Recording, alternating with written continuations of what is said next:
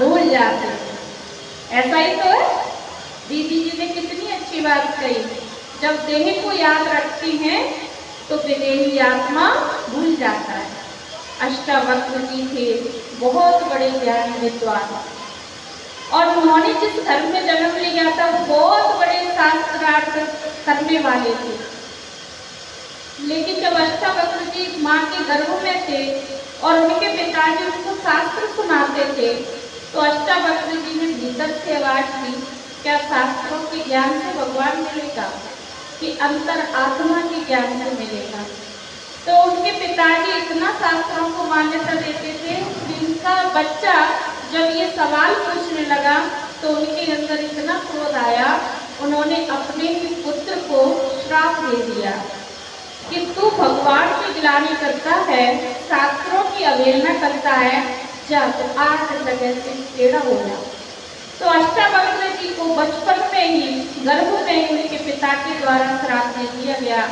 लेकिन जब अष्टावक्र जी का जन्म हुआ, जो उन्होंने वेद शास्त्र अपने पिताजी के मुख से सुने थे, लेकिन उनके अंदर एक आत्मज्ञान था, एक नेचुरल ज्ञान था जिसको संस्कार कहते हैं कई जन्मों के, उनके अंदर वो प्रारब्ध के रूप में जमा थे।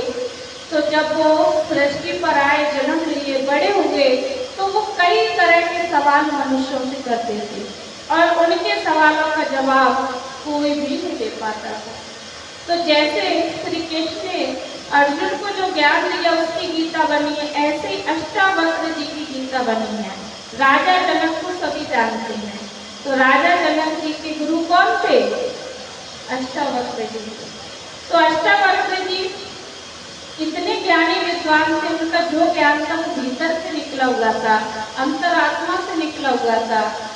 तो जब उनके पिताजी शास्त्रार्थ कर रहे थे, राजा जनक ने एक ननादी पीटी थी, 1008 गाय जिनके सींगों को सोने से मढ़वाया गया था, जो शास्त्रार्थ में जीतेगा उसको वो 108 गाय दान में मिल जाएंगे। तो जब उनके पिताजी ने बहुत बड़े विद्वान से शास्त्रार्थ किया और वो हार रहे थे, तब अष्टावक्र जी उस सभा में गए और उन्होंने उस शास्त्रार्थ का उनको जवाब दिया और वो 1008 गाय जीत के लाए।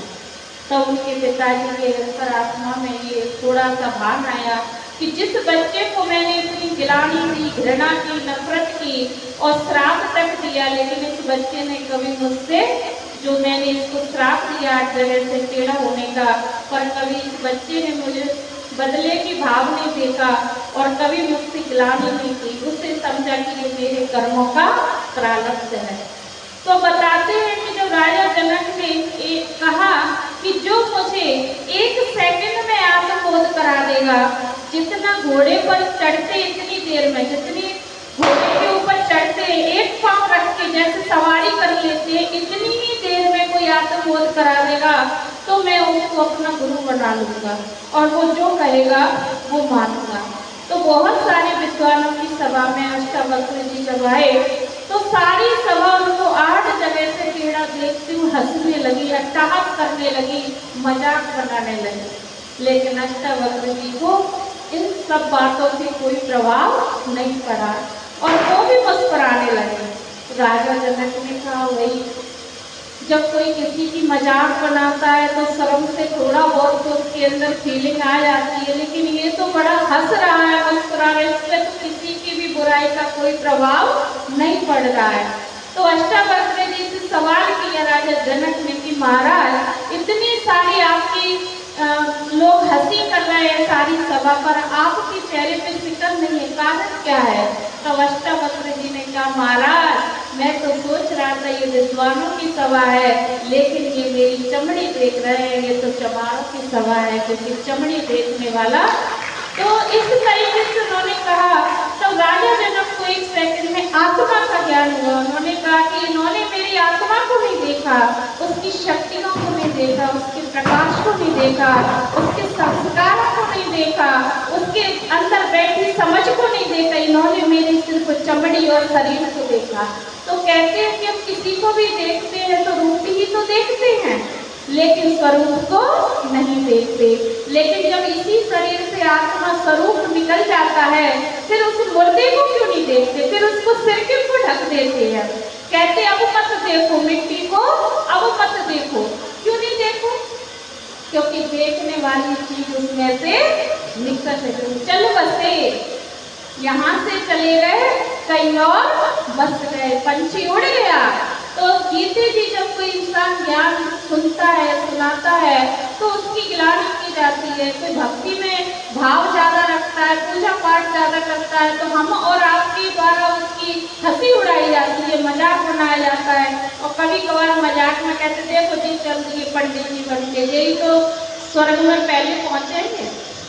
और कई लोग टोंट भी देते हैं, जैसे आप अगर ईश्वरीय ज्ञान में चलते हैं, ज्ञान सुनने जाते हैं, तो कहते थे मुझे चल दी ओम शांति, इनकी तो सवेरे होते ही चल देती है, क्या सुनने जाती है पता नहीं।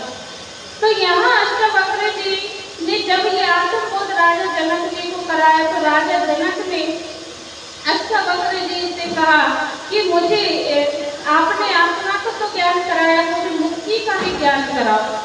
तो राजा जनक से अष्टावक्र ने कहा कि तुम मुझसे ज्ञान लेना चाहते हो, तुम मुझे क्या समझते हो? तो उन्होंने कहा मैं आपको गुरु समझता हूँ। तो उन्होंने कहा तुम मुझे गुरु समझते हो, ऊंचे सिंहासन पे खुद बैठे हो। क्या कहा? मुझे गुरु समझते हो और खुद ऊंचे सिंहासन पे बैठे हो। पहले अपना सिंहासन छोड़ के मुझे दो, तब मैं तुम्हें मुक्ति का ज्ञान दूंगा। तो राजा जनक बहुत विनम्र थे, सहज भाव से अपनी कुर्सी से उठ के और राजा जनक ने कहा कि महाराज आप विराजिए। तो फिर राजा जनक जैसे ही सिंहासन छोड़े, तो अष्टावक्र ने कहा मैं गुरु हूँ, तो अब तुझे मेरी पूरी आज्ञा माननी पड़ेगी। तो उन्होंने कहा सहज मानूंगा। तो उन्होंने कहा जहां जूते चप्पल उतरे हैं ना, वहां जाके बैठ। देखो कितनी बड़ी बात कही, जहां जूते चप्पल उतरे ना सबके, वहां जाकर बैठ। ऐसी बात सुनकर अगर कोई आपसे कहेगा तो आपके अंदर क्या चलेगा? बोलो, क्या बैठ सकेंगे? बोलो। लेकिन राजा जनक के अंदर कहते हैं कि दान कोई देता है तो दान देना तो सहज है, तो पर दान लेने वाला पात्र बनना बहुत कठिन है। तो राजा जनक को ज्ञान जो अष्टावक्र ने दिया, तो जैसे गुरु थे वैसे ही शिष्य राजा जनक बने, और उन्होंने एक सेकंड में अपने गुरु की आज्ञा मानी और चप्पलों में जाकर बैठ गए। एक सेकंड में जो राजा का भाव था, भान था, वो छोड़ दिया और जाकर बिल्कुल गरीब की तरह, भिखारी की तरह बैठ गए। तब उन्होंने उन राजा जनक को अपने गले लगाया और कहा कि आज से तुझे मुक्ति और जीवन मुक्ति का रास्ता मिल गया। तो जो व्यक्ति बालक से मालिक और मालिक से बालक बनने का ज्ञान जानता है, वही संसार में सुखी होने का मंत्र प्राप्त करता है। तो हम सब लोगों के अंदर ज्ञान है, हमसे भी ज्यादा आप सबको ज्ञान होगा। आज की दुनिया में कोई नहीं है, एक छोटे से बच्चे को भी ज्ञान है, उसको भी ये महसूस होता है कि सामने वाला मुझे प्रेम से बोल रहा है कि नफरत से बोल रहा है, ये मुझे दिल से अपना मान रहा है कि ये सिर्फ ऊपर बाहर से मीठा बोल रहा है पर अंदर से अपना नहीं मान रहा। समझ आज किसको नहीं है? जानवर को भी समझ है। अगर 4 दिन तुम किसी गाय को बांध लो तो 5वें दिन खूंटा छूट भी जाएगा तो वो फिर लौट के उसी घर में आ जाएगी। अगर तुम 2 दिन किसी कुत्ते को भोजन खिलाओ तो तीसरे दिन वो फिर उसी समय आपके पास भोजन लेने आ जाएगा। तो समझ किसके पास नहीं है? ज्ञान किसके पास नहीं है? सबके पास है। लेकिन यहाँ कहा कि ज्ञान तो है, समझ तो है, लेकिन पात्रता नहीं है। और जो हमें बनना चाहिए वो नहीं, दूसरों के लिए ज्ञान है पर खुद के लिए नहीं है। आज हम दूसरों को बड़ा ज्ञान देते हैं, दूसरों को बड़ा अच्छे से समझाते हैं, तुम ऐसा करो ऐसा हो जाएगा, ऐसा करो ऐसा हो जाएगा, लेकिन खुद के ऊपर जब बात आती है मानने की तो मानते नहीं। एक गुरुजी थे, उनके शिष्य का पुत्र खत्म हो गया, तो गुरुजी ने उस शिष्य को बड़ा प्यार से समझाया तो उसका रोना बंद हो गया।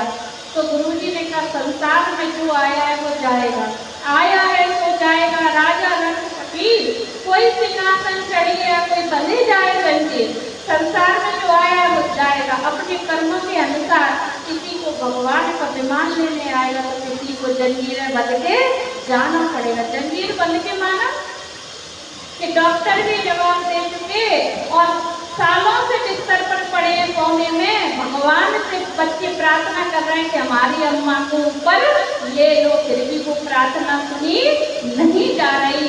कर्म के भोग इतने हैं कि बिस्तर पर ही सब कुछ कर रहे हैं, ना उठ